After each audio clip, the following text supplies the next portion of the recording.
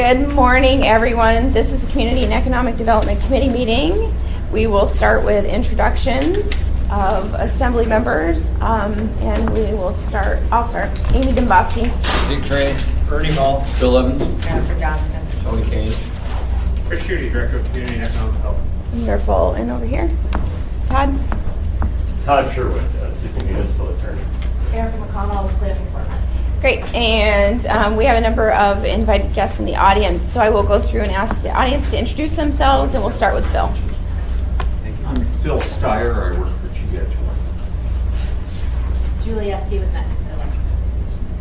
Jacob Methodist Collector. Amanda Moser, Clerk's Office. Mandy Thomas, Clerk's Office. Go ahead. Oh, Refresher, public. Grace Sester. Thanks for coming to this morning, Devin. Officer Case. Sean Case, Anchorage Police. City Prosecutor. Dana Moore, City Treasurer. Thank you. I think that's everybody. I can't see behind the pillar. Well, thank you all for coming this morning. I think the president's detail may have scared away a few. I was a little nervous about parking, but it turned out to be really well, easy to do. Are there any questions, comments, or modifications to the agenda this morning? Mr. Hall, did you have something? No, ma'am. Okay. Are there comments by assembly members before we start, or committee members? And for the public, this is a Community and Economic Development Committee meeting, and Tony Kane is a member of the committee. He's from Planning and Zoning Department, just so we're clear who's sitting at the table. And Chris Schutte is representing the administration, so just so you know who's up here. Any comments by committee members? No? This is going to be an easy meeting. Okay, so let's just see here. As I'm looking at my agenda, I'm realizing I have the sign ordinance on here, and I wasn't really expecting to do that today. Neither are we. Yeah, so I think I just forgot to delete it, to be honest with you. So we'll just modify that and take that off. I think I've sent out, as you can see on the bottom of the agenda, I have scheduled for the 23rd the sign ordinance. So not to give you a heart attack there, Erica. Madam Chair, Yes. just as by way of an update that we provided last time, we have gotten multiple sign demonstration sign submissions from the companies themselves for that joint vetting process. Perfect. And we're anticipating that to happen next week, so we're on task to have something for you. And it's been on both sides for both parties. It's been a really helpful process. Oh, good. Well, and we appreciate that. I think when we collaborate, we'll actually have a better product than, when we try to just go it alone. So I think that's very helpful. That was just a typo on my part. I think I forgot to take it off the last agenda, but I'm not planning on bringing it back till the 23rd, so that sounds like it's going to work out perfect. And just for the record, we've been joined by Assembly Counsel Julia Tucker. Sorry. Good morning. Thank you.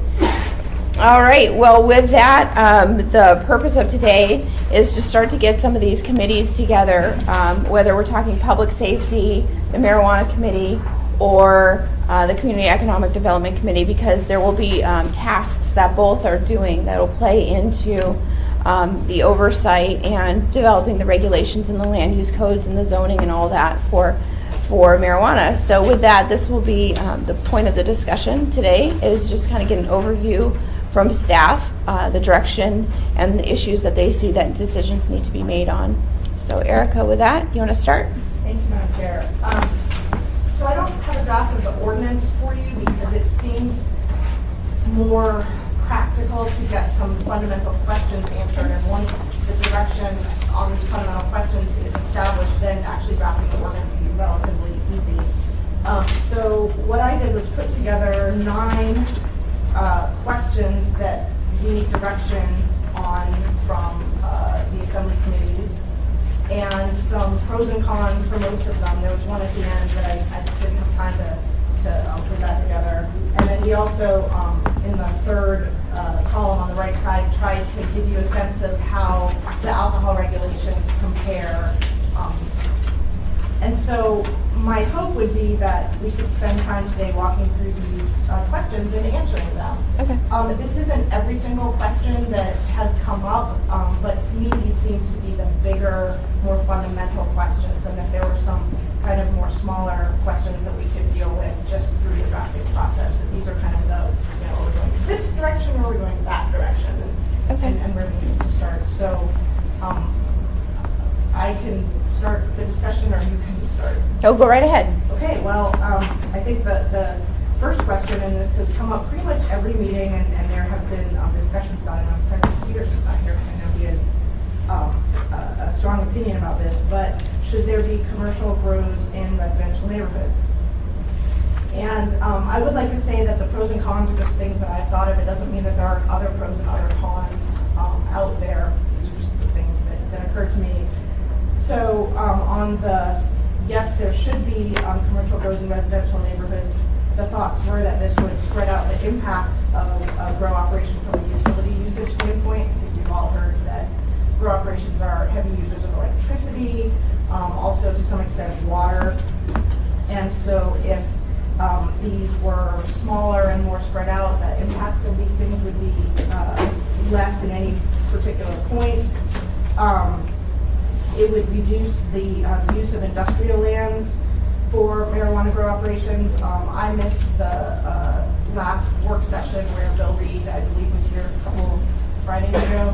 So I wasn't really sure of the conclusion that the industrial land study reached. I haven't had time to look at that, but I do understand that there was potentially an impact if grow operations are only allowed on industrial lands. It has the potential to bring existing black market growers into the white market, and it would reduce startup costs by allowing people who wish to have, you know, smaller grows to use their homes rather than renting or buying non-residential property. On the con side, if all of these grows would need to be inspected by municipal staff, that would place a large burden on staff, and it's my understanding that we currently do not have a sufficient number of staff to deal with that number of inspections that would be required. We did see this one a little bit, sounds like a little bit like a scare issue, but I don't mean it to be, but we did see pictures in Colorado of people growing marijuana plants in their children's bedrooms. Now, I'm not saying a lot of people would do that, but you know, you do have the, are you going to, would it be ensured that there was sufficient space in a residence to have a grow operation while addressing other residential needs? The issue of whether or not marijuana operations will still be attracted for crime is an issue. I don't, perhaps we'll hear later from the utilities, but I don't know whether utility infrastructure in residential areas is sufficient. And I think we would also want to hear from AU about areas where there is on-site water and wastewater instead of public sewers, public water and sewer, and how that would relate to this issue. And then whether or not the muni would take on any quality assurance, or would that just be left up to the market to assure that the grows were done in a way that was assuring a quality product. And for the comparison to alcohol, breweries and wineries are not permitted in residential neighborhoods, although there are home occupations for people to, you know, brew their own beer or wine.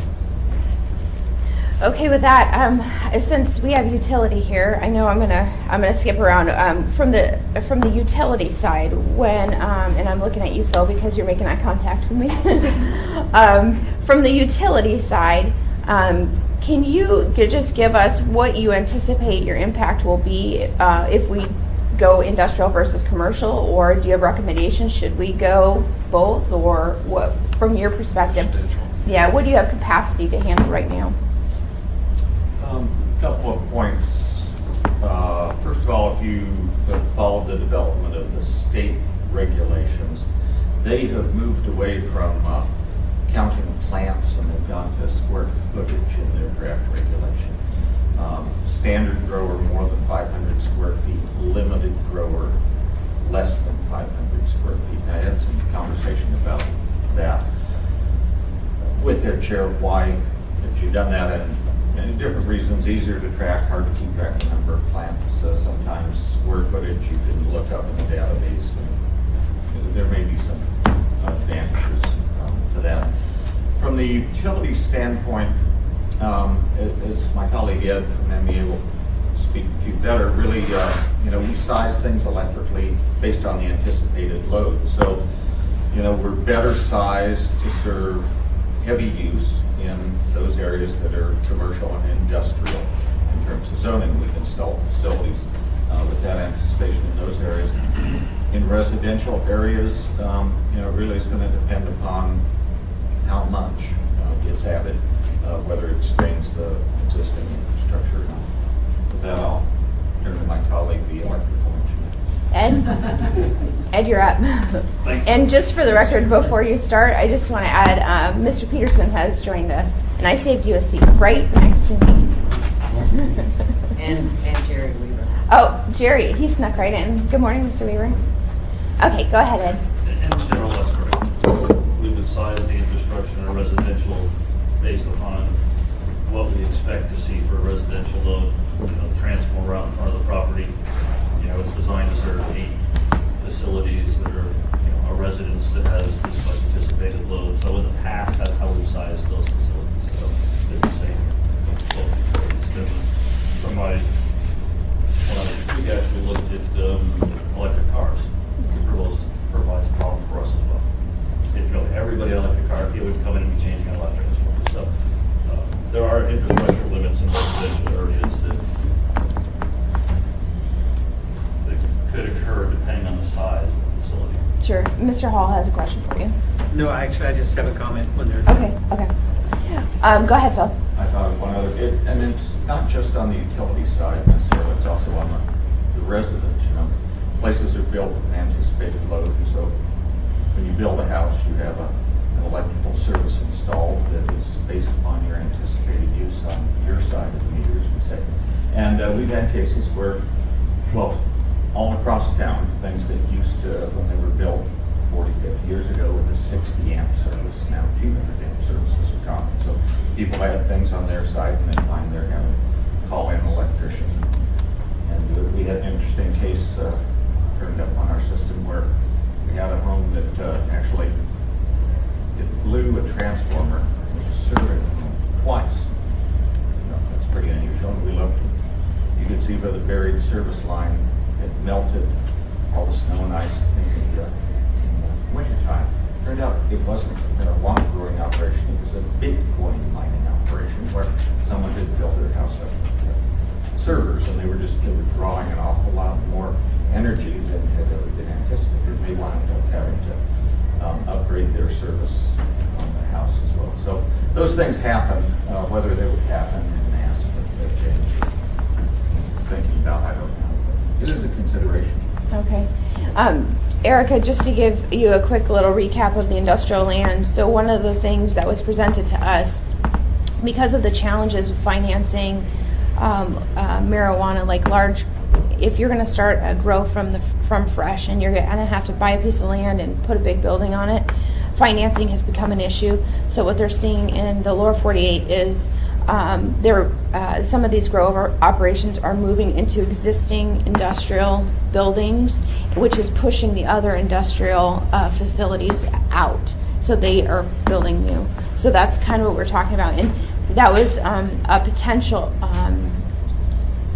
differing theory than we had anticipated for like the Birchwood area, for example. So with that said, talking about that, Julie, I know you were there at that. And there's been a lot of discussion recently about industrial lands, MEA's ability to serve that area, because that's where a lot of the industrial land is. Do you want to talk to that, or Ed, do you want to talk to that? Well, I think from MEA's standpoint, we're really committed to working with the city and the community leaders on making sure our investments, we've been making significant investments in the Chiquita, Birchwood, Eagle River area, and working with you all and the community to understand how those investments can better serve your communities. We're really looking forward to that. We're committed to serving our industrial uses. And I think that we just need to, as you so aptly two substation, one's an upgrade, one's a new substation in various stages of the permitting process through the municipality, and that's an important part of shoring up our backbone to make sure that we can then extend our three-phase power. But yes, currently the Chudiak, Birchwood area, to Phil's point, has been traditionally residential. So we have a primary backbone, but it's been built for this residential load. As we've seen more and more businesses crop up, it's been a part of our long-range plan, part of our capital project to add more three-phase infrastructure, and we're committed to doing that through that area. I appreciate that. So what we're talking about essentially when we're looking at the industrial lands that are available, that are raw, available for development, we're looking in the Chudiak Birchwood area. That's where a lot of them are located. And what they're talking about is essentially when you get off at Birchwood, there's residential essentially up to the railroad tracks, and then there's the Birchwood Airport. Over there in that area where the Birchwood Airport is, there's a lot of industrial land, but the three-phase power, the bigger loads, stops at the railroad tracks. Correct me if I'm wrong. It continues, it does, as far as the Birchwood Airport is served by that road, and that is single-phase power. There is three-phase power that heads this way, but in order to connect, you have to either bore under the airport or extend that Right. line extension. So we had one member that was interested in that, and so we worked out a cost-sharing mechanism that they still couldn't afford. But as more use is necessary, we are very committed to meeting that need. So then this is a topic that Mr. Trini and I went out and discussed with the MEA board, and I think it was helpful, and that's why it was so proactive about inviting the utility carriers. So as they plan their capital improvements, they know what we're planning on doing, and I think that's why it's important to have this discussion with them here at the table, because if we go all industrial and they're not there to be able to supply the power, it could be a problem. So I think it's helpful to be there. Are there any questions from committee members on anything that? I think she passed them. Am I the only one that finds electricity exciting? I mean, We are too. yes, Todd, go ahead. If the limited grow were allowed in residential areas, that's less than 500 square feet. But let's just assume that's a popular thing to do. And then you have to go in and you have to make changes to the electrical infrastructure.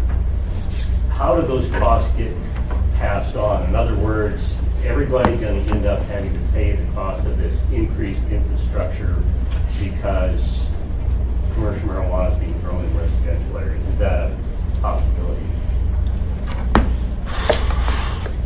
That's an excellent question to which I don't have an excellent answer this morning. But I will tell you, we've had that discussion internally, and there's two ways to look at it. One, well, you're putting a cost on the system, so you should pay.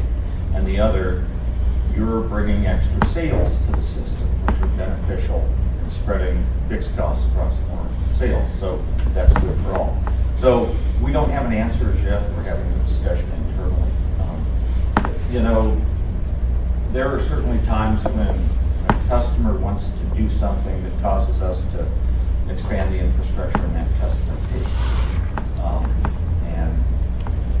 But not necessarily every time. So in these operations, I can't tell. I guess that's true. But it's a very good question. All right, In our system, we've got a larger system. We have more line extensions that we need to do towards big users like this. And when it's a single member making a request to us, we have a tariff that we need to follow that the RCA regulates that indicates if a single member makes a request of us, here's how the cost sharing must go.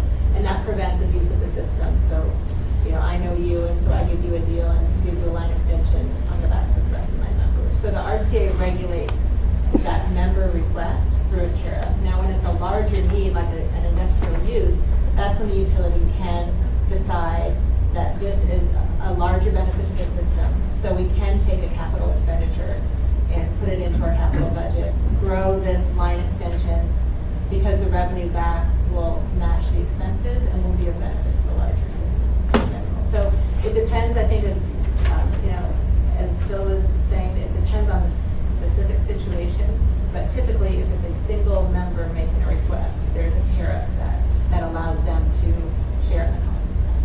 So that's. But a zone, as I think you guys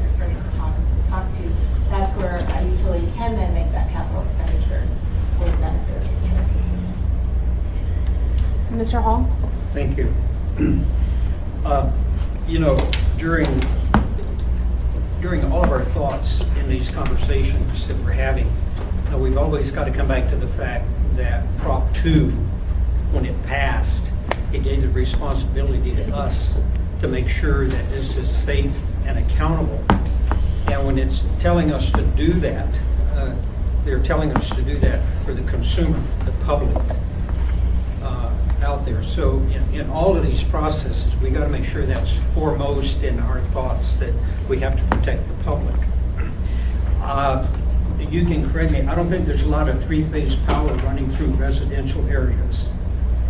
Residential areas aren't designed for commercial operations. So I think that's something we got to keep foremost in our minds, because I would ask Erica or Jerry, how many businesses or commercial operations do we allow to go on in residential areas? I think there are a lot of home occupations out there, but this is more of a manufacturing type of use, and Right. you wouldn't see very many of those in residential areas. Right. And that's something that we on the marijuana committee have tried to stress to everybody during, you know, everything that we pointed out to them is we're not asking them to jump through any hurdles that any normal business isn't required to do when they open a business. So when we're talking about not a lot of commercial type operations in residential, that there are really very, very few of those that are allowed. I think another big thing that's going to have a lot of determination on how this comes down is, as someone pointed out earlier, is going to depend on the regulations that the Marijuana Control Board actually adopts. And currently, you know, I'm kind of getting the feel that they're going to be writing some pretty stringent regulations. I'm getting pretty comfortable with the fact that they're heading in that direction. So we're going to have to at least meet their regulations. We can be more stringent in our own if we want to. So I think we got to remember that we've got an obligation to protect the public. We don't allow commercial operations in our residential areas currently, except on a very rare occasion. I know that we had a gentleman in our last committee meeting tell us that there are already over 5,500 grow operations in homes in this community today. But I will point out that those are illegal operations that are going on. So whatever we do, you know, we should not do anything to put obstructions in the way of this industry, but by the same token, they're going to have to meet the standards that are already there for commercial operations that are working today. Thank you, Mr. Hall. Ms. Johnston? He said quite a bit of what I was going to say. The interesting thing, if they do go for the 500 square foot, though, I would think that that should be pretty easily sort of ferreted out of the power usage for that operation, and how it would depend on the power usage of any other highly electronic use, be it, you know, any servers or electric power. And the other thing to keep in mind with our power on the rail belt now, we have really an overproduction of power, an overcapacity of power. So that's why your question is an interesting one, because you've got utilities that now have power that they need to capitalize and sell. So it's all part of this mix to keep in mind and think about. But I do feel, you know, after the presentation we got in at AML, the state is going to be helping us a lot on this, and we probably should, not that we shouldn't keep working, but I think a lot of these questions are going to be answered. The one other thought on this, that I can't get too excited for this whole industry, because we're only a population of 700,000 people, and really this city, or, you know, the trading area here is 300,000 to 400,000, and the culture is going to be probably be legal anywhere else. So the stuff that Colorado and Seattle are dealing with, the nuances of a new industry, probably won't be as large. The cruise ship industry will maybe like us for a while, but it will be short term. And so, you know, we have to kind of be careful about overinvestment in something that probably won't have a big revenue source for a long time. Thank you. Mr. Peterson? Thanks, Madam Chair. And I just want to make sure that everyone knew that the Marijuana Control Board does have an item that they're taking public comments on that would allow residential grows. So it is something that they're considering. And also the gentleman that commented that there's 5,000 grow operations in Anchorage right now also told me a month or so ago that they don't need three-phase power for a residential grow, and I believe that all houses have 220 coming into them because they use them for your washing machine. And from what he told me is that the small grows plug their lights right into the 220 line, and so if you got, say, 500 square feet, you may have a couple of lights. And so I think that there's already sufficient power to most homes, unless you're in a really, really old neighborhood with a 50 or 60 capacity. Mine is 100 where I live at my condo, but I know a lot of the new ones are 150 or 200, so they would be in a situation where they would already have enough sufficient power for a grow operation. So I just thought I'd throw that out there. Thank you. Are there any other questions or comments from Assembly members specifically to industrial versus residential? Or, I was going to say, that includes you guys. I'm lumping you guys into Assembly members. Ms. Tucker. Thank you.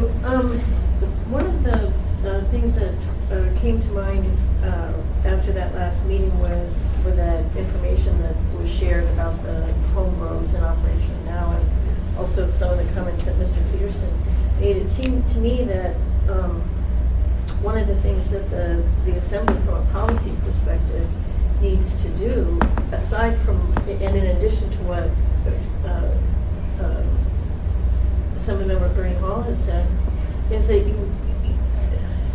you have a policy decision to make about whether within the industry you're going to support it, the support that you and the facilitation that you do is going to be of the cottage industry and bringing that out of the black market and into the white market, or it's going to be to promote these large industrial industries that you saw coming in with the Expo at the Denina and that kind of thing. And so, you know, if we're talking about trying to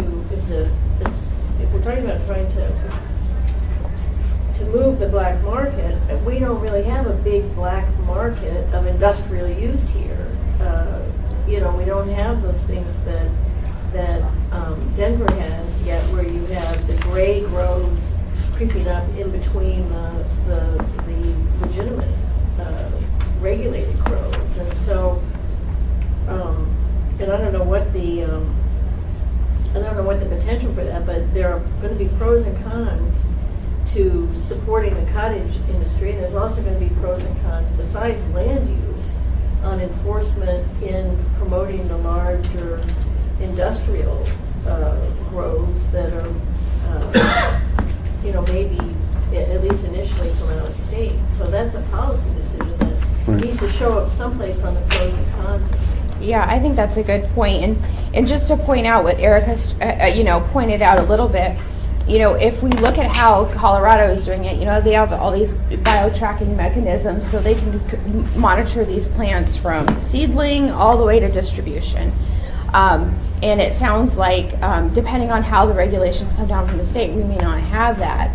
But in fact, if we have, 10,000, which is probably a stretch, but if we have a lot of smaller grows, and what from a staffing standpoint, what does it take to regulate something like that or to oversee something like that versus having an industrial,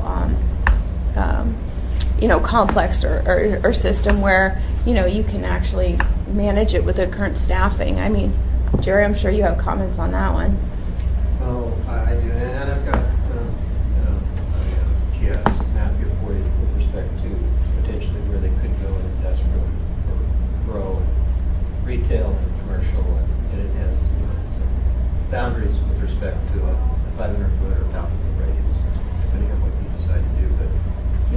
quite a few things here. You're having a discussion. People already have the right to have 6 plants, and they're going to be growing. If they want to grow those plants in their home, it probably, if the state has gone to 500 square feet for, if they're going to license the small grows of 500 square feet or less, that's not a particularly large area. So I'm not sure how it complements what can already be allowed by right in a home. If we follow Washington and Colorado with respect to tracking these plants and growing them in an industrial area, we won't have the population that they have. So our issue won't be as big as theirs, but we will have the very similar issues that they have. So I think, the direction for the Assembly, it probably policy decisions you need to make, and I know you're waiting for the state to make decisions. It sounds like they've just made a few decisions with respect to what they're going to license, and then I think, from a policy perspective, you're going to have to decide, are they complementary? Do they fit into the community? Where do you think that they should be going? But mostly those industrial grows are big grows in those other jurisdictions. And they probably need to be in industrial areas. My understanding is there's a considerable amount of smell that goes along with that, so that it's going to have to be regulated. And then the retail, are you going to allow them to be in all the commercial districts that allow retail? And that's what this does there. We can put it up on the back if you want to take a look at it. But a lot of public policy decisions to make. That'll be helpful. And I think one of the things I don't think anybody's talking about at all, just for clarity, saying you can't. Oh, go ahead, Jerry. We're getting. Oh, okay. That would be great. Nobody's talking about, not letting private citizens grow their own plants that are allowed by the ballot initiative. What we're talking about is growth for sale and for public consumption. So I don't know all the nuances with growing these, how they measure what they're, what's being sprinkled on the plants. I have no idea. But I'm sure those are the types of things that are being monitored to some degree for safety of the public consumption. Everybody's laughing at me because I sound like a babbling fool, but I'm like, I think that if you're talking about residential grows at the estimate of 5,000 or how many ever, I think that's a little over the top. There may be 1,000 right now. And I think the majority of the need for additional personnel is going to come at the initial inspection phase. Once you get everyone open and licensed and inspected the first time, then they'll have their cameras up and they'll be able to monitor them electronically after that. So the initial cost of going through and inspecting, I think, is going to be the major need for additional personnel. Once everything's up and operating, I think it'll be fairly smooth after that. okay. Just my opinion.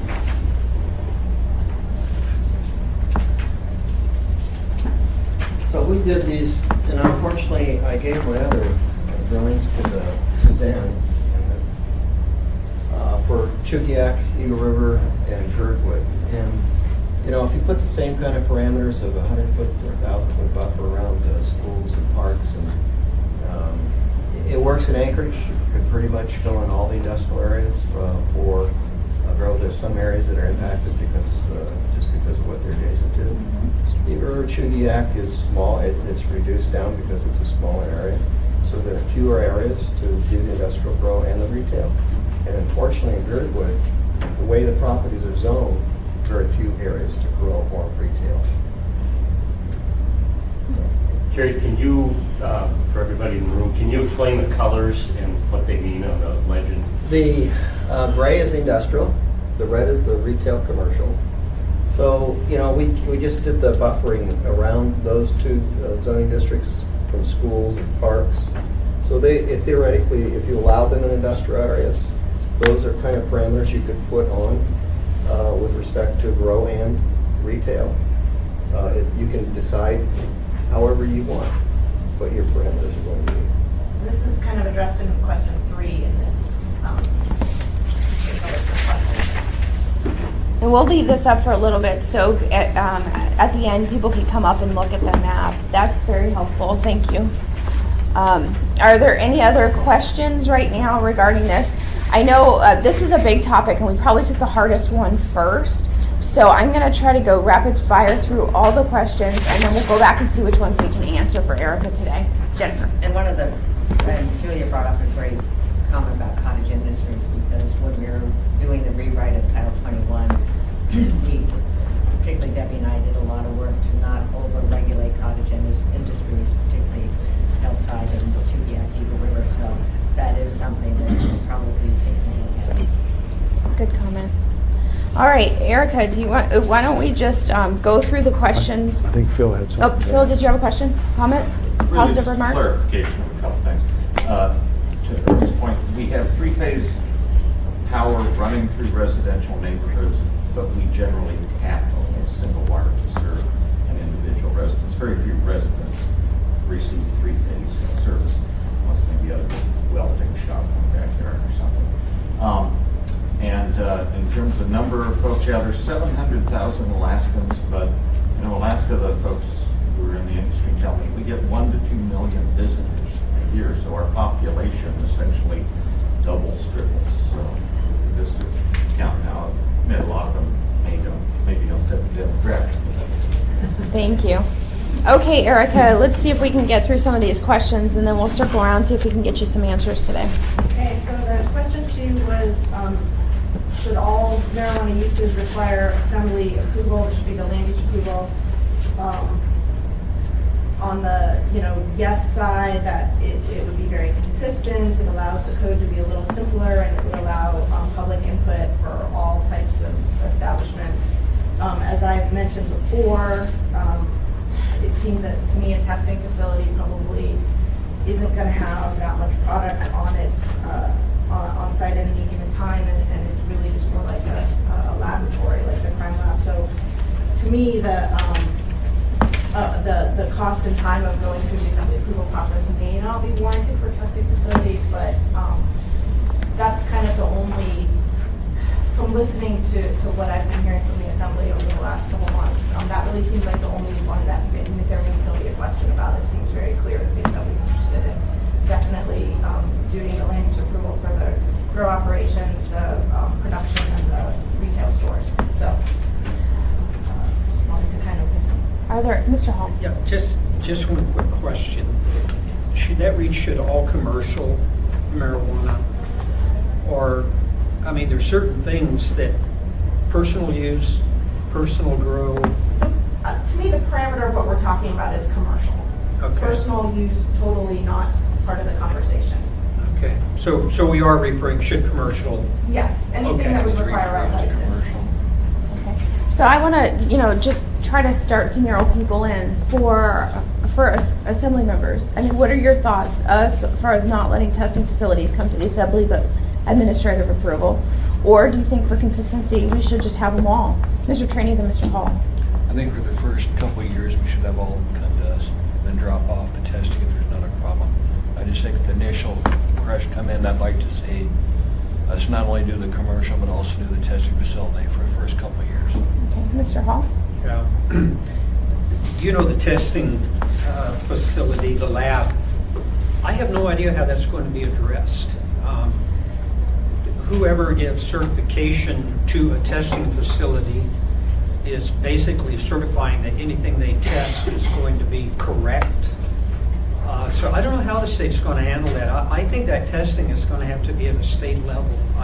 God help us if the municipality decides that we're going to get into that part of it, or that's my own opinion. I have no idea how they're going to deal with that piece of the puzzle. How did they do it in Washington and Colorado? I think in Denver, they had some, that was part of the business. There were entrepreneurs who had testing facilities. And so the issue there, my recollection is that they kind of disqualified anybody who was in a grow operation from having a testing facility. You had to have a big ownership separation about that, because initially, I think the grow operation set up testing, or one or more of them, of the larger ones set up a separate testing facility, and they tested for others also, but there was too much controversy about that, and suspicion that the testing wasn't going to be effectual. So they were still kind of working on that when we were there, because they hadn't yet, which they've done now, but they were in the process of putting the single serving label requirements, and it was the testing of edibles that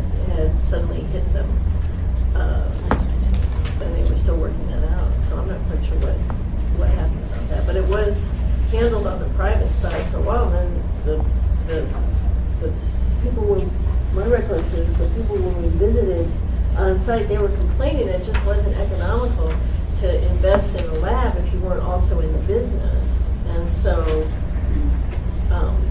I think your point is well taken, that absent any, if you're going to separate the lab and have no ownership or crossover to the manufacturing, then you're going to end up with a governmental, and you're going to require testing, then you're going to end up with some kind of a governmental process, because nobody else is going to invest Certify.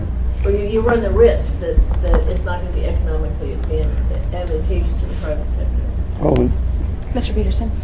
thank you, Madam Chair. And I can see the reason why they don't want the growing facilities to also be the testing facilities, because they're worried that somebody might fudge their numbers and that the percentage of THC that they're listing is not consistent or accurate. They might be trying to sell something that they're labeling as have a higher concentration than it actually does. And I actually think the state is really missing the boat if they don't use this crime lab that's sitting over here. This building is maybe half full. But they have the facilities, state of art. There's no reason the state shouldn't step up and be the testing facility. And that way people wouldn't have to ship this stuff out of state to get it tested. Ms. Johnston? The reason we're discussing this is land use. And so in the testing facility, it has an impact on land use, and it should probably come before the assembly. The other thing that it's my understanding that technology of testing is changing rapidly. And as far as land use, it might be more of an element that the test goes to the facility, the grow facility versus the product coming to the testing facility. So it's all in a state of mix, but I think as assembly members, whether we weigh in on it or not, is totally land use and the impact of things. Any other questions or comments? Well, I think at this point yes, Mr. Tucker. I guess I may be confused then, because I think that although the land use is the subject of this, there are some policy decisions about licensing that the marijuana committee is working on for local licensing. And so, and also in terms of what Ernie was talking about, the protection of the public. And so when it comes to edibles, part of the deal has been that not to do edibles unless they can be efficiently tested someplace. And so you just want to keep that in mind, how that's going to work, because that's where the danger is for the consumer and kids, and that's the area that they've had deaths. And that's where you're talking about the concentration of THC, and somebody thinks they're getting, a certain amount, and it's actually quadruple the amount. That's where single serving package. So this was a cookie, single serving with one bite, and nobody would know that because they're not reading the fine print. Right. So they're eating the whole cookie and then they're jumping out the window. Oh, that would be a problem. Yeah. These windows don't open. I don't think we're good. Yeah. We're on the ground floor. Right. No ground. So, my initial thought is, and anybody disagree with me otherwise, But it sounds to me like the ideal solution would be if the state were to be the ones to take the lead on testing. But until such time, we really are in this land of unknown. And until that changes, I think all marijuana approval for uses and whatnot should go through the assembly until such time we have a little more definitive, this is what this is who's doing that, we can always come back and change it, but until such time, I think everything should just come to us. We're going to have to answer to the public, so I agree with you. Speak now or forever hold your peace. All right, so there's one. Three has to do with separation from other types of uses. The draft regulations in the state in set 2 propose a 200-foot separation from schools, child-centered facilities, religious assemblies, and correctional institutions. My understanding, I think I heard Mr. Schulte say this, was that they were considering increasing that distance from 200 feet to 500 feet. I haven't seen that in writing. So, assuming that we will mirror the state regulations, however they end up, are there other types of uses that the Assembly thinks that marijuana establishments should be separated from, and or should the state separation be increased? I personally don't think you should have a pot shop next to a gun shop. That's my own thought.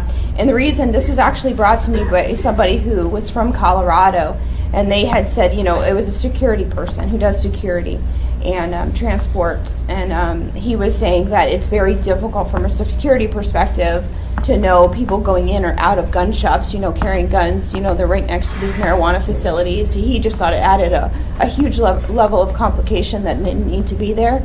I think that's a reasonable,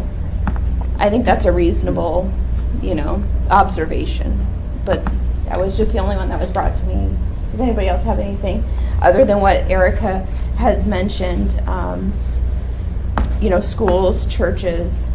So the maps that Mr. Weaver presented have parks, which is one of the ones listed by the state. Other potentials include drug treatment facilities, other thoughts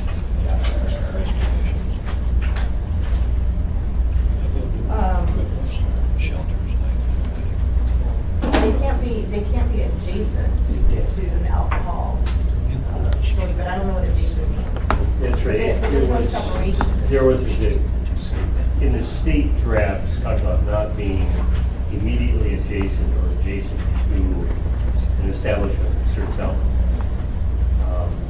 It wasn't, they didn't have a clear definition of that. But again, that's something the Assembly could consider.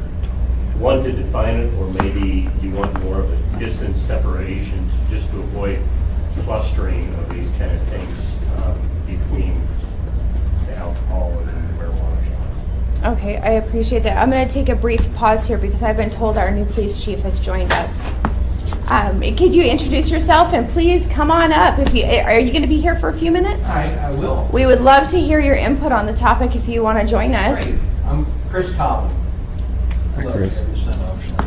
Good morning. We had someone just drive to the airport and get. Oh, good. Well, good. Good. Well, thank you for joining us. Mr. Peterson. Thank you, Madam Chair. And I just happened to think of one thing. We're talking about alcohol licenses being 200 feet away from schools. If we bump that up to 500 feet, I think we might possibly be setting ourselves up for a challenge because we're supposed to be treating marijuana like alcohol. And so some were saying, well, if you can have an alcohol license 200 feet, why do we have to be 500 feet? Right. So I just want to throw that out there. I think that's a good comment. But the other thing, I do remember Mr. Schulte making the comment about the state's looking at, and anybody from the audience, if I'm wrong, please wave at me and correct me. But it looks like the state is looking at 500 feet. I know. That's my understanding. And we can't be less restrictive than the state, but we can be more restrictive. Am I right on that? So I think you're right. I remember being told that and seeing actually that 500-foot mark. Right. So I think the challenge legally, if it comes, I think it would come to the state. Ms. Tucker? And I guess I might be confused, but I thought that the rationale about treating it like alcohol was a discretionary. I didn't think that was in the prop, and I thought that is part of the debate about how. As part of their because- campaign. And It was advertising. but also on a local level, part of the policy debate on which parts of alcohol regulation do you accept for this and which things are different. So I'm not so sure that we would have, from a legal standpoint, that the separation distance itself would set up a legal challenge. There may be policy reasons to not do it because of wanting to treat it in that particular facet as alcohol, but I don't think that it's going to incur legal challenge by itself for that. And I wanted, if I could, Madam Chair, to put an add-on comment to what you said about the gun shops. When we went to facilities in Colorado, one of the ones that we went to, and it wasn't atypical, explained to us that they had gone in and put Kevlar in the facility, and they were very appreciative that in the same little building that they rented part of, that a neighborhood police station, those smaller Substation. Yeah, the precinct station had gone in there because as the retail establishments become more solid and productive, then there they were experiencing problems of security for both their product and any cash, but product in particular. Thank you. Chief, I'd love to hear your perspective. We've started this dialogue about where potential retail and establishments should be and where they should not be. So, another comment that was just made to me was potentially maybe these places shouldn't be near homeless shelters or like the Awake shelter or Beans Cafe, gun shops. So what is your takeaway? What is your thought? So I think consistency is very important here, and I do know that some statutes and laws are written about the 500-foot. Wouldn't want any citizens to be confused and create that confusion when dealing with officials who are trying to enforce or regulate those distances and so on. So I think a little bit of time spent to come up with a consistent plan would go a long, long ways for all involved in it. And make it the easiest to regulate and control.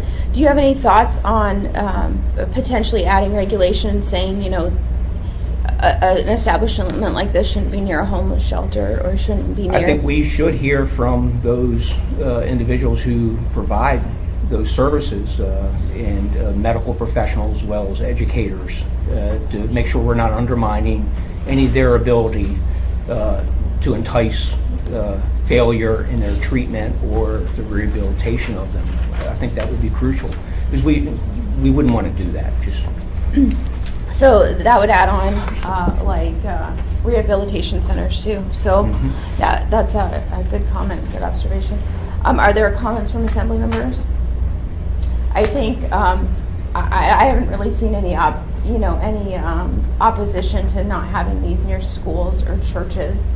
And I think we discussed it in the marijuana committee. We're not talking about if you open your marijuana shop and you're in a strip mall and then a church moves in next to you. I think we were all in agreement at the marijuana committee that you would be grandfathered.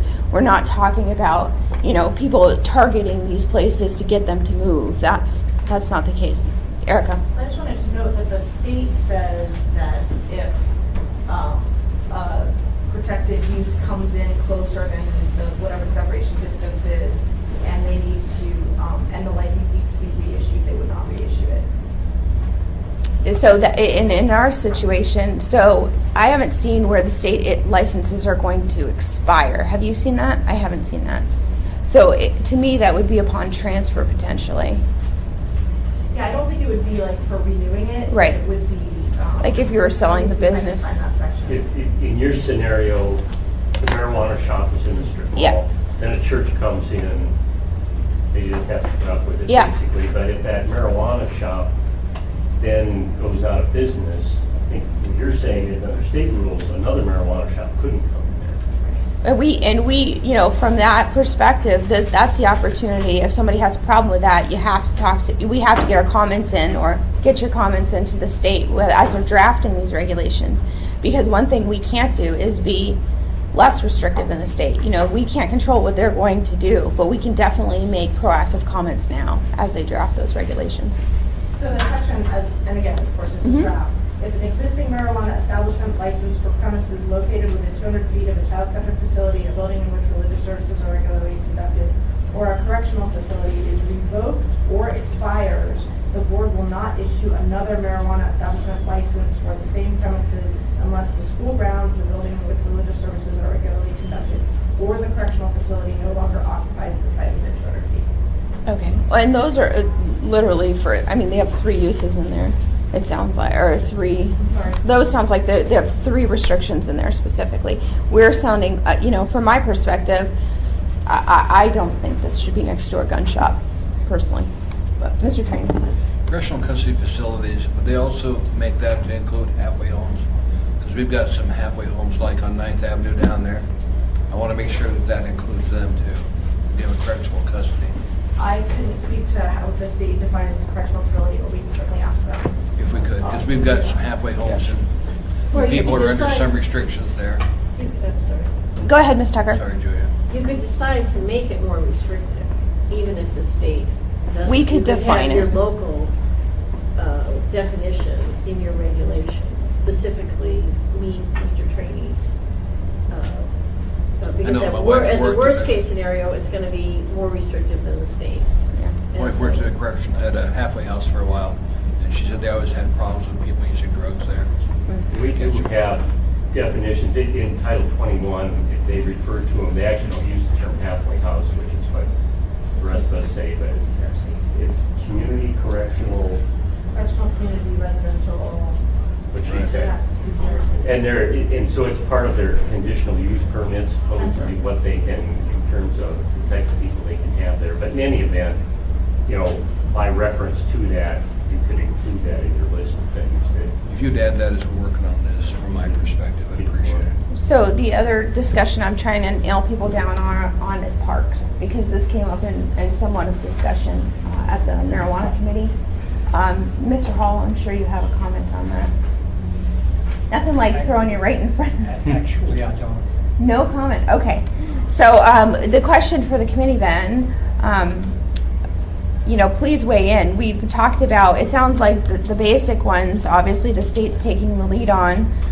We've talked about rehabilitation centers. We've talked about homeless shelters and like away and parks. Are there any comments or objections potentially to adding those types of facilities to that 500 feet? That it sounds like we're in agreement 500 feet is an adequate, is an okay number for consistency. Chris, did you have a comment? No, I'm just stretching, sorry. Don't wave at me, because you know I'll throw you right out there. Tony, do you have any comments or thoughts on the topic? Okay. Mr. Weaver? Everybody's being shy. Well, I don't have any objections to them. Ms. Tucker? I guess it would be helpful to me to know the rationale about parks. Is that because kids are playing in parks? I think that's, I think that was my School understanding. grounds, or what is, I mean, because there are a lot of parks here. Well, and are we There no talking? kids playing? Well, we have the Chugach State Park right behind us. So I guess one of the questions that came up is how do you define parks? And specifically, are we talking about parks in homeowners associations? Are we talking about only identified parks by the city and the state? You know, I think that would be helpful to clarify too. Comments from? Municipal parks or city or state parks. Yeah. Well, I mean, just off the top of my head comment, I think the cleanest way would be to say municipal parks. If it's a homeowners association type park set aside area, they can do that themselves. We don't have any jurisdiction over Chugach State Park, and that would be up to the state to do that. So dedicated municipal parks. Would that be your recommendation? I think using the word dedicated does clarify the definition. Okay. There are some, I think it's in the Johnston notes, there are parks out there that everyone has known has been a park for a long time, but hasn't been dedicated, and I understand there's some effort to kind of clean that up. Yeah, but that makes it very clear. We can identify the date and the ordinance by which it was dedicated. Well, and I can tell you from an Eagle River perspective, I've been working in discussions with APD about it, but there have been a number of complaints about drug use specific to marijuana in a specific park in Eagle River. And, like I was telling the chief a week and a half ago, I went and sat there for an hour and observed it multiple times. And it's near a very large, apartment complex. There were kids playing all over the place, and I can see where that. Do we have a regulation in place that says no smoking marijuana in the parks? Because that's what it sounds like. The law says you're not supposed to smoke in public. So to me, the answer to that is yes. Mr. Trainee? On our secondhand smoke, didn't we outlaw smoking in parks? We just recently made that apply to marijuana too, I thought. Secondhand smoke, we included marijuana into that definition. If I may, the secondhand smoke ordinance, that limits it like within 20 feet of entrances, things like that. So I think in terms of the parks and just the general outdoors, that's where the other ordinance that says it's in ballot measure 2, and that we also did, and we defined public. That kind of covers the everywhere else. Mm-hmm. And that one on secondhand smoke tracks more with the tobacco one. So, if you're talking about just tobacco, you can smoke on a sidewalk as long as you're more than 20 feet from an entrance, or 50 feet if it's a healthcare facility. With marijuana, you can't do that because it's illegal to smoke it in public, consume it in public. Well, from that perspective, in thinking about what ballot measure 2 said, if we were just to say you have obviously ballot measure 2 said you can't consume it in public, right? Smoke in public. Right. So it would seem then by articulating that it's prohibited in municipally dedicated parks, it's just consistent with ballot measure. Right. And that would be another layer. And actually, you could even, if you're going to do that, you could expand beyond parks and say parks and any municipally owned or leased property. No marijuana is allowed, period, whether it's being consumed or otherwise. Oh man, gotta love government regulations. Gotta tell you, drives me insane. All right, Ms. Tucker, last comment. Just to answer what Mr. Trainee was asking me, the up in front of the assembly on the 15th is the no smoking or vaping in Town Square Park, a specific park, and that's under the secondhand smoke as a specific, just like outdoor arenas are under as a specific exception to other areas. Thank you, Ms. Tucker. Erica, have we given you enough comments to be able to move forward for question 3? I think so. My last question would be, would this be all marijuana facilities or would this be retail stores?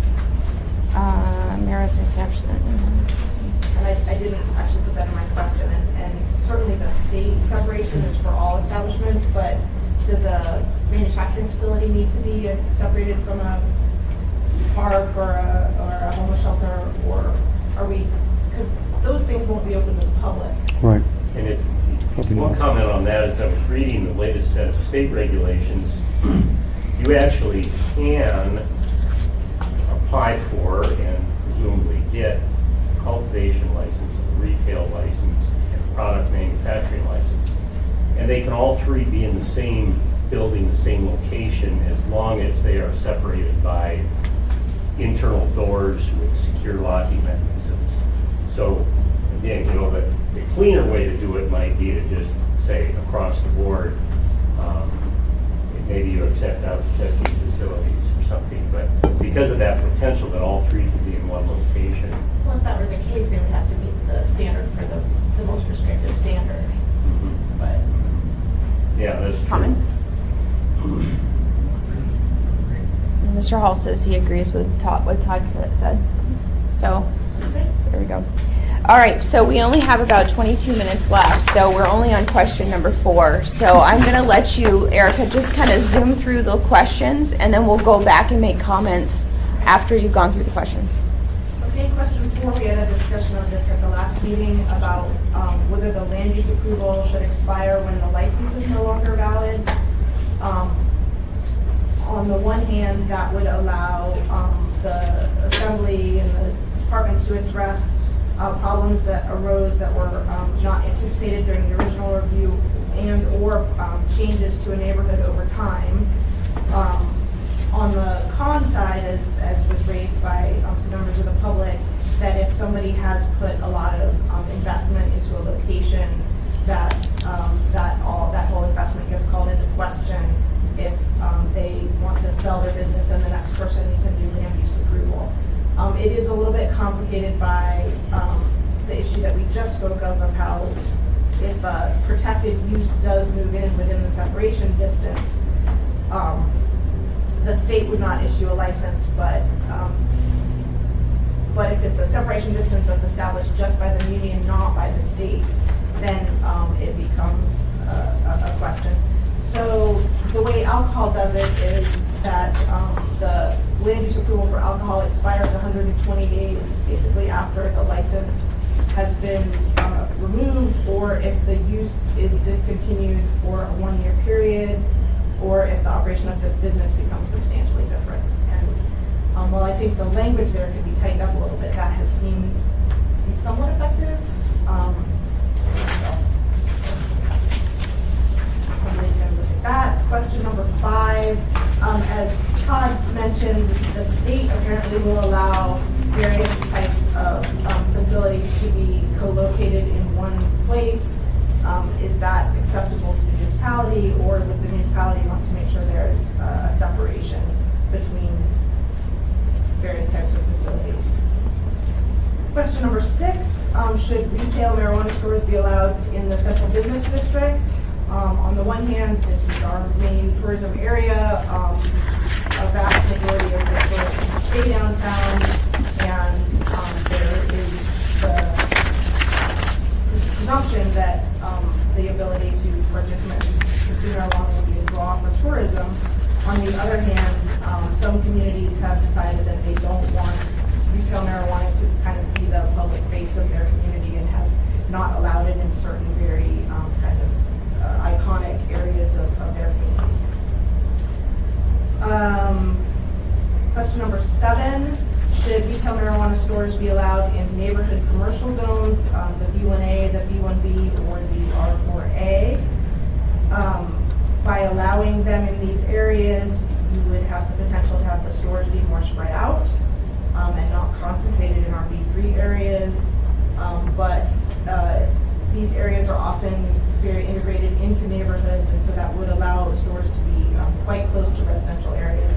An example of this would be the Fire Island Bakery. That's in a B1A zoned district, and very much right within the South Edition neighborhood.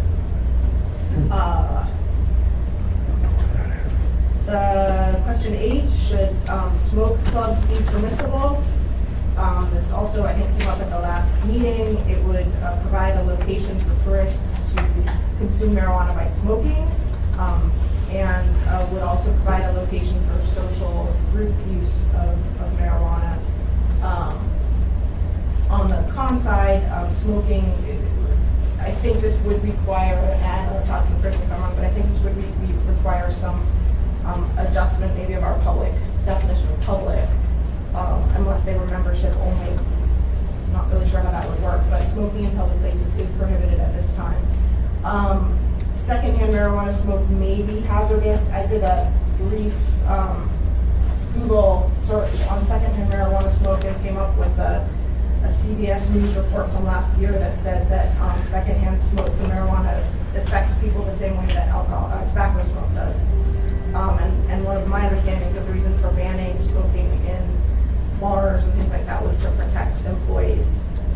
And then the third thing is that I think Colorado has found that a lot of the consumption of marijuana by tourists has been in the edible form, that a lot of people won't smoke, they don't want to smoke, but they're interested in trying marijuana and would do it through edibles, which could be done in hotel rooms. But, we have bars where people come together to consume alcohol, so were we to regulate it exactly like that, we would allow smoke clubs. And then the last question, and I didn't have time to put together some pros and cons for this, would be whether the size or scale of various marijuana facilities be limited in some way. Pro I could think of would, again, especially for retail stores, kind of spreading out the impacts and the use. We wouldn't have one giant marijuana superstore. But I'm not sure I have a strong land use reason for or against. Okay. So with that, there's a lot of questions that we just went through. Mr. Evans. Since you want answers on these. Yep. Number 4, yes. Number 5, yes. Number 6, yes. Number 7, yes. Number 8, yes. Number 9, no. I appreciate that, because I was going to go through and say, if any, as we go through these, say, is there any objections to just answering the questions? So let's start with Mr. Trini. You had a comment. Number 4, yes. Number 6, definitely, if we're going to allow alcohol, we should allow marijuana. Treat it the same way. I think this town has a reputation for alcohol establishments downtown. Mm-hmm. So let's add marijuana to the mix, or get rid of both of them, either way. And number 8, yes. I want it to be not permissible. Oh, So that would should be a smoke, no. you think, okay, so Mr. Evans, I believe, said yes, and you said no to the smoke clubs. Because the same consistency as we deal with secondhand smoke, we have to do with marijuana smoke, because you're going to force people that work there to subject to the secondhand smoke. And the Surgeon General says there's no safe level of secondhand smoke. And just for clarification, in the smoking ordinance that's there now, my recollection I looked at it not so long ago, there is an ability in there to have a membership club, and there is an ability to have it. The challenge being, and Mr. Flynn had brought this to my attention, this new industry is being created. Tourists are coming in, but there effectively is no place to go and smoke it. His position, I hate speaking for him, but he's not here, so I will. But his position was, you're setting yourself up for failure if you have this industry and have these things available for sale, but there's essentially no place to consume them if you're a tourist. It's a catch-22. So it is a catch-22. So that was his position. So what is the solution for that? Well, It's Ms. Tucker. I was wondering if a private club could have their members and employees sign a waiver saying that they've heard that there may be, testing that's been done that says that secondhand marijuana smoke may be dangerous to your health, but they waive their right and understand that and are willing to work there or volunteer there at an establishment. What do you think about that idea?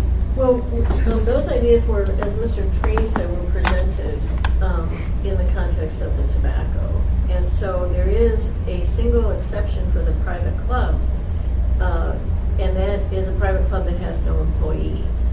And so it's all run by members, and they volunteer. And that way, it created the functional equivalent of sort of what you're talking about, a waiver. But because we couldn't, the assembly that dealt with the secondhand smoke couldn't find a rationale to allow somebody who could be in an economic situation, needing to work, to then be, there are contractors here that had to sign a waiver for workman's comp, and then they pay you more, not as much as they had to pay for workers' comp, Right. but they give you that incentive so that they don't have to keep you on their workers' comp thing. And so that was kind of the rationale and why that waiver didn't work. But a members-only club analogous to the tobacco smoke-free is a narrow exception. Members are not paid, and they're volunteers, and they rotate. And that's the best that I could come up with. And the other thing I can say is I actually visited one of the smoke clubs. I think it may be the only smoke club in Anchorage. where they have, they smoke pipes and cigars and stuff, and they're not allowed to sell those items at that facility either. Now, it's interesting because there's a tobacco shop right next door, but completely separated is the members club, and they have criteria and they have bylaws and the whole 9 yards, and they're very conscientious about it. I was, but they do have, I don't want to say totally filtration systems, but I did see a fan up and to blow the smoke out and stuff. But so those are things to consider. It's if you're going to go that route and create a mechanism, should there be retail sales there too, or no? Or what type of filtration systems are you going to allow? Because you remember, a lot of these places are in mini malls, and you're going to have neighbors. We heard those complaints about Potluck. Potluck, that's the name of the place. So it'll be that's an interesting conversation. I'm just going to try to see if we can hone in and make sure. So on the question, I just want to go back and just articulate. Should the land use approval expire when the license is no longer valid? I'm hearing from assembly members the answer to that is yes. I just Do I see any objection to I that? have one question about Sure, that. go ahead. What if a licensee dies and they've left the facility to their heirs? I mean, that obviously at some point in time is going to happen. Well, we've had this conversation. Maybe it was at the marijuana committee or between members. Mr. Hall? Yeah. My preference on that would be that we follow the transfer process. That it actually be up I guess you could say it expires under the understanding that if Bill sells his facility to me, that would need to be transferred. We've got a process in place now where the community gets notice, we get notice. Most of the time they pass through and there's no big deal to it at all. It's just an action that takes place. I would prefer that to just know it's done and the whole process has to be done over again. So I like the idea of being able to transfer that land use under our current procedure where we get notice it's being transferred, the community knows it's being transferred. If anybody has a chance, they have the opportunity to protest it. And then if there is an issue, we engage it. So the question is, does that create a secondary market? Why would it? Well, once you have a licensed facility, No, there would be some value to that, wouldn't there, or wouldn't there? State's not going to allow transferring license, so that they can't transfer. But you the can license. transfer the conditional If they do it, use? they're going to have to find somebody that's applied for and got a license to operate. But the land use itself is what I'm saying, use the transfer process, Okay. not the license. Ms. Johnston? But the only thing to be aware of when you do this, if there's issues as far as your conditional use permit, then you may get the option to deal with those issues on conditional use permits for the land use. Where if you do just have it go away, your license goes away, then whoever comes in can go and do their own conditional use permit for that property. And we had that problem with liquor. Conditional use permit was that's just something. And I think that's exactly, we had a robust discussion about this at the last meeting. And I think that's why some of us, myself included, thought that the land use approval will expire when the license is no longer valid, because just as Mr. Hall said, it would have to come back as a new package, and we'd have the opportunity to look at it with a fresh set of eyes. So if circumstances have changed, maybe the neighborhood has grown up, maybe X, Y, and Z has happened, you have an opportunity to fairly address or to evaluate that for consistency of characteristic in the neighborhood and whatnot. So I'm in agreement with Mr. Evans, Mr. Trainee on that one. Okay, any other comments on that one? I just had to comment that the process of transfer that Mr. Hall is talking about, as Pete pointed out, that's in place now for liquor license transfers. And we don't have that in place now for conditional use. That would have to go that way. There would have to be a separate process written in code to do that. I think we're clear. Erica, are you getting a clear understanding of where we're going with that? Did we clearly answer your question? I think the answer to the question number 4 is yes, that land use should expire with a license. There's 2 different conversations going on, and I'm picking up that, but I think everybody's kind of still saying the same thing. Okay, some of it will probably hinge on how the license transfer rules are. Amanda. And I think one of the things that also causes the value with the license, specifically with the liquor license, is the limited number. So that might sort of be a separate part of this conversation if we're trying to prevent them from having value.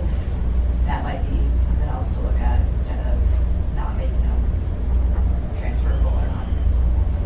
Right, and I think, one of the things I think everybody is aware of is, like the taxi industry or like liquor licenses, we are not intending to set up this market where I have a license, I hold it for 20 years, and then I can sell it. The license is an ability to operate within the city, but essentially, the ability to license is retained by the municipality and the state. Does that make sense? Okay. Number 5, should multiple types of establishments be allowed in one location?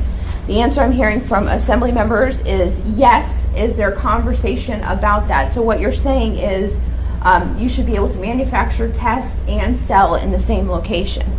Mr. The Sherwood. testing would be allowed under state, proposed state testing. Testing the separate. other 3 would. And I think if you have the limited cultivation license, so less than 500 square feet, that's all you can do. You don't get to do the other things. Okay, and that's by the current proposed By state. the current proposed draft. I think that's fair, and I'm in agreement that I don't think testing facilities should be in the same place that you're growing and selling. You can't. Also, you can't have while you can have licenses in the other 3 at one time. If you're doing a testing license, that's all you get. You can't have business interests in the others, whether you're in the same location or not. The way I'm reading the proposed state. And I think that's when a member said yes. I think that's what they were envisioning. Is that correct? Yes. So are we clear on that one? Okay. Should retail marijuana stores be allowed in the central business district downtown? The answer I heard from assembly members is yes. Is there any opposition to that? So, Mr. Trini, they will not all be in Eagle River. Yes, they will. You haven't seen what Title 10 is going to say. He keeps teasing me that they're all going to be in Eagle River. Okay, so growth part of town. Thanks. Okay, so number 7, should retail marijuana stores be allowed in neighborhood commercial zones B1, B1A, B1B, and R4A? So, are we going to allow commercial retail marijuana stores in your neighborhood? It's part of mixed use. I'm seeing yeses from assembly members. If it's a mixed-use zone, it's already zoned for mixed use, so I don't think you could stop it, really. Just, You can stop. We allow liquor stores in there. We do allow liquor stores in there. All right, so Erica, you have your answer to that. Should smoke hubs be permissible? We have had a yes and a no in this one, so that one I'm going to skip for now. But number 9, should the scale of marijuana facilities be limited? I personally think the economy will limit themselves. That's my own perspective. So my thought is no. And I've heard Mr. Evans said no. Are there any other comments? No. Mr. Trini said no, so it's settled. Mr. Peterson? I just think the smaller operations, the mom and pop operations probably would create more small businesses and maybe more jobs. I don't know. Okay. Just throwing that out there. I appreciate that. Should smoke clubs be permissible? Mr. Trini? Much as we did under tobacco. If they operate and they don't pay the employees, not force anybody to work, then if they're all volunteers, it's fine. But I don't want to create a situation where we've got people for their income having to be subjected to secondhand smoke, whether it's tobacco or marijuana. What if the only person there is the person who owns the club? What if, for example, I'll just throw it out there. I'm trying to channel Mr. Flynn here, which is difficult for me. What if I'm the owner of a business And, you know, I want to set up a little tasting bar in downtown Anchorage, and I am the operator and the sole person, and I charge tourists to come in so they can smoke in my facility or eat their brownies or whatever. What do you think about that? As long as there's nobody else you're paid to work there, I've got no problem with it. You can smoke yourself to death. My concern is when you have employees working there who's their economic livelihood is dependent upon them being exposed to carcinogens as a matter of their requirement to work there. Can't see that doing that to people. What if it's a nonprofit? Say somebody, well, I guess I'm gonna, Co-op? Yeah, what if it's a co-op? What if you have multiple people that say own a percentage of the business, but they still charge tourists to come in as a fee to smoke in this facility? Haven't thought about that yet. Sorry. Neither have I. This is Tony. I do want to make sure they've got adequate air supply. Unlike potluck, I want the air supply going out separated. Okay. We found a problem with that or that shop. Sure. Oh yeah, sure. Tony. Certain clubs already do that in Anchorage, like not the VFW, the American Legion. Right? If I'm a member, but if I want to sponsor somebody who's not a member, I sign a form. Salt Lake City does it similarly with their clubs, so we can sponsor you. You pay $15 and buy a membership. So. Yeah. I was gonna say, so that might be. And I guess the reason I'm pushing this a little bit is I'm trying to make sure Mr. Flynn's perspective is represented, and I'm trying to make sure that this catch-22 that has been identified, I think we can't just say no and there's no solution. I think we have to be thoughtful about it and think about what is the solution. Mr. Hall. Yeah. I think that my committee is going to spend some time on this topic. Okay. I mean, reality is we've got a product that's legal to sell or will be here shortly. And I think there's got to be some kind of accommodation for people to be able to do this. And if you're going to have those, they need to be regulated. You need to make sure they got the right type of ventilation systems and control. I don't know what that's going to look like yet, but we got to figure it out. Okay. Mr. Peterson. Just to throw out one more idea, what about a separate smoking room in the private club where there would be no smoking allowed in the general area, but there would be one specific room where smoking was allowed? I think part of The problem we found with that, Pete, is that you still got employees, they're being forced to go into there to service the people in the smoking area. And when we know the smoking issue, we didn't want to subject employees to being impacted by secondhand smoke, whether it's marijuana or tobacco. Well, we can make our own regulations where employees are not allowed in there when smoking's taking place, because they're only in there cleaning up after everybody's left. We'll have to work on that. If we're writing the rules, we can do what we decide. You know? Mr. Hall. I think we may be mixing metaphors here a little bit. I think if you've got a club that is solely for the consumption of marijuana, only those people interested. It's not like a restaurant where you go in and you're having your dinner and somebody's smoking and you're subjected to it, or you're working there serving food and being exposed. These locations are going to be solely for the consumption of marijuana. So I think any employees working in there are going to have a problem with being exposed to. Well, and maybe this is, it's what I've seen on TV. I'll just start with that. But when I envision what Mr. Flynn's talking about, I envision, maybe a coffee bar, a bakery, or whatever, where they have multiple types of marijuana products, and people are going in there to buy a brownie and. So that's a Cup of cafe. But my point is going there to consume. Maybe it's a brownie, but maybe it's also, marijuana in the smokable form, or maybe it's a juice. I don't know. But my thought is, if you're looking at it from a business perspective, I would say, I have clients that were going to come in that might want to not smoke, and edibles are the way to go. And we will have some, but you're going there for the purpose to buy and consume marijuana. I think that's something that should be. Amanda. I guess, are you going to have on-site sales at these establishments? Because State law prohibits that. See there, I think then that would be prohibited, but as I see it, I think that would be a logical leap if you're gonna allow it, but obviously if state law prohibits it, you Well, can't the do it. proposed regulation says no consumption at in a retail store. And the model for potluck is like a And do they have any of those, because all I'm thinking about is like what you see on TV in Amsterdam or whatever, do they have any of those in Colorado that you guys saw when you were there? They chose don't not allow- to. They don't allow the cafes. They don't allow marijuana club, and they take care of it just under their no public use ordinance. That's what I was told by one of their attorneys. Their mayor is actively against it. That's how they deal with it and enforce it. That you can't have a club because it violates the public use. Sure. Well, I But think, the prior administration in Denver had a symphony, and they were also happy that they could have a symphony reception and serve marijuana because the law was in place.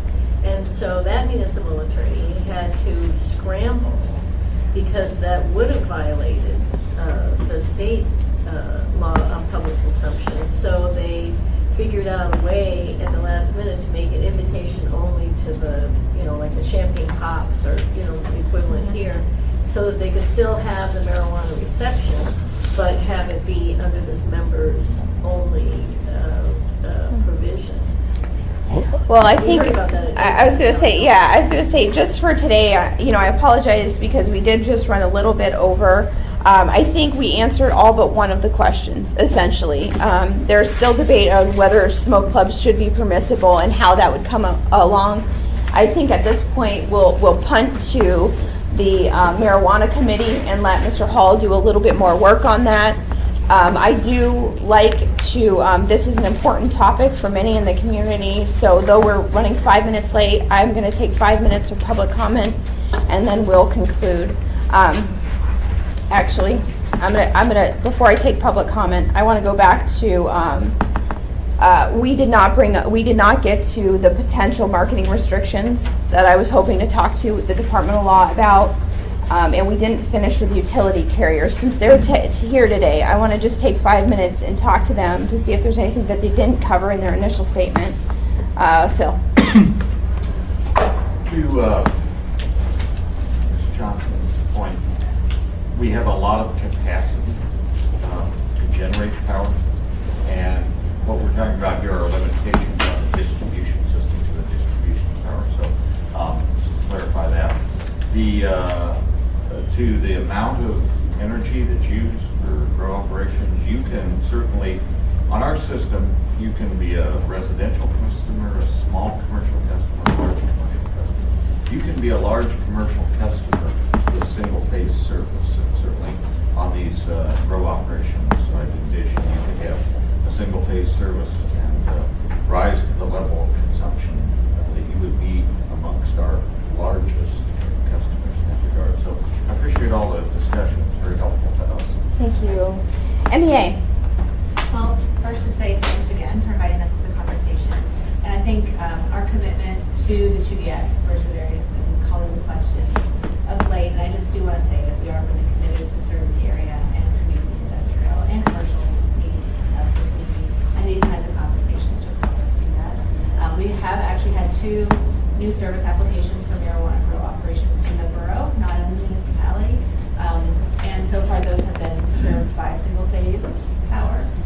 Capacity is such that we can serve them with single-phase power, but those are new line extensions. So if it was already on a heavily loaded single-phase line, we may have to make adjustments. The other interesting thing was that their highest load is in the summer, which is usually opposite of our load. And so most of their loading is cooling for the lights that they need to use on their cycles. So that's just another interesting thing for our knowledge. That is an interesting tidbit. Thank you, Julie. Ed, did you have anything you want to add? Just maybe clarify, they have applied for service. Right. And we're still in the process of looking what that load is, getting the information from them, so we can properly size the facilities. We appreciate that. Thank you very much. And thank you for coming today. I'm sorry we jumped around a little bit, but I felt it was helpful to have you part of that first question. So hopefully my disorganization was okay for you today. With that, now we'll turn to public comments. Rick or Chris, you got anything for us? Yeah. My name is Rick Usher. Don't know if you know, but I do plan on applying for a license for a commercial grow here in Anchorage. And I would like to speak to these gentlemen before they leave today. On the social clubs, I normally am an introvert. I don't drink. I don't go to bars. My wife goes with me to be my designated driver at potluck. She doesn't consume. But she is also tested for marijuana after being with me at the social clubs and come up negative. And in the medical field. And she is in the medical field. So being around it doesn't necessarily mean you're going to get high or it's going to affect you. They do serve a very good purpose. It lets me interact with people that I normally wouldn't do. And my wife can attest to that. But please take that into consideration. Are there any other comments from the public? Any comments from anyone? I think though we kind of, scurried through, we had a lot of topics to hit, and I hope we have given you some good information to move forward. I think as we move forward, there's going to be things you can see there's disagreement about, but I think everyone's committed to finding a practical solution to some of these issues that have been raised. So with that, the next, under old, what I would like to do, if it's okay with Mr. Hall, the potential marketing restrictions that we were going to discuss today, is it okay if we move that over to the marijuana committee and bring that up there? And then we'll, okay, so that'll be helpful. So when we're talking about marketing restrictions, a lot of times with alcohol, when we're licensing alcohol facilities, like if Walmart wants to have a big store that sells alcohol, we tell them basically what they can do on the outside of their building, how they can market it. And what we wanted from the Department of Law, specifically, there have been questions about advertising, what the restrictions are, what the parameters are, how far you can restriction without impeding people's constitutional right to free speech. So those are the type of education that we as assembly members are going to need in order as we draft these regulations. So that would be helpful if you can communicate that. And that will come up then under the marijuana committee, Mr. Hall's committee. The next meeting, we have a lot of issues that we've tasked the planning department with helping us with. One of which is a new menu board and ordering sign ordinance that they're working on. And Mr. Schutte has mentioned in the very beginning that they're working on that. That will come up on the meeting on the 23rd. That will be held at 4700 Elmore. It's the conference room number 170. That's where this committee typically meets. We expected a bigger crowd today, so we moved the meeting. And then on the 30th of September, this committee will be reviewing Mr. Peterson and Mr. Hall's effort to draft a cell tower ordinance. So that will be one that I expect another big crowd to, but we will still have that at 4700 Elmore on the 30th. Because we have so many items that are going right now, and there's 5 Wednesdays in September, we will not be meeting on the 16th. We have probably a busy agenda on the 15th at the assembly meeting, I'm assuming. We have an agenda. I'm assuming we have the 16th too. So I'm assuming we're going to have a big meeting on the 15th, Tuesday night. So we're going to go ahead and forego our meeting on the 16th, that Wednesday, for this committee. And that will give the staff and assembly members working on these big items a little bit of breathing room. However, there is no breathing room for Ms. Johnston, Mr. Evans, and Mr. Hall when it comes to AO 2015-76 and AO 2015-59. They're working on compromises for those 2 ordinances, and that will be the subject of our next meeting, which will be on the 9th. So with that, any closing comments? Mr. One, Yes, Mr. Peterson. the working group for the cell towers will be meeting after the Community and Economic Development meeting next Wednesday at 11:30 at the Elmore Road facility. Perfect. So just to recap, 9.9 agenda is for the changes to Title 21, the compromise version. 9.16, there will be no meeting of the committee. 9.23, the new sign ordinance regarding menu ordering boards and architectural features of signs. And 9:30 will be the draft cell tower ordinance, which Mr. Peterson just alluded to. That group is working on a substantial citywide plan for dealing with cell towers. So with that, thank you all for coming. We are adjourned.